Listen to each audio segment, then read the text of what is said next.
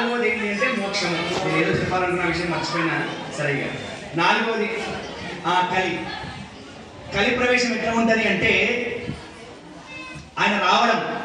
మనం చూడండి, నేను బయటికి మాట్లాడుతున్నా, ఇక్కడ కొంతమంది బయటికి కూడా మాట్లాడుతున్నారు, కానీ లోపల నేను ఎంత బయటికి మాట్లాడుతున్నా లోపల ఏమనిపిస్తుంది అంటే వీళ్ళందరూ మాట్లాడుతున్నారు చెప్పడం కోసమా పని చేద్దాము అనిపిస్తుంది. నా లోపల అది రన్ అవుతుంది.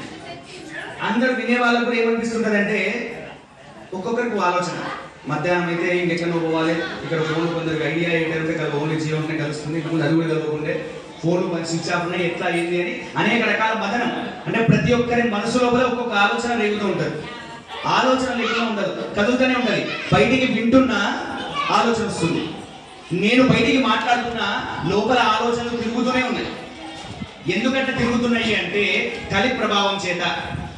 మనిషి యొక్క మనసు 14 సెకండ్ల కంటే ఎక్కువ నిలబడదు. గట్టిగా గుర్తుపెట్టుకోండి, మన మనసు 14 సెకండ్లు గట్టిగా ప్రయత్నం చేస్తే నిలబడుతుంది. సెకండ్లు అంతే. అరుణాచల శివాని వరకు మన మనసు కదిలిపోతుంది.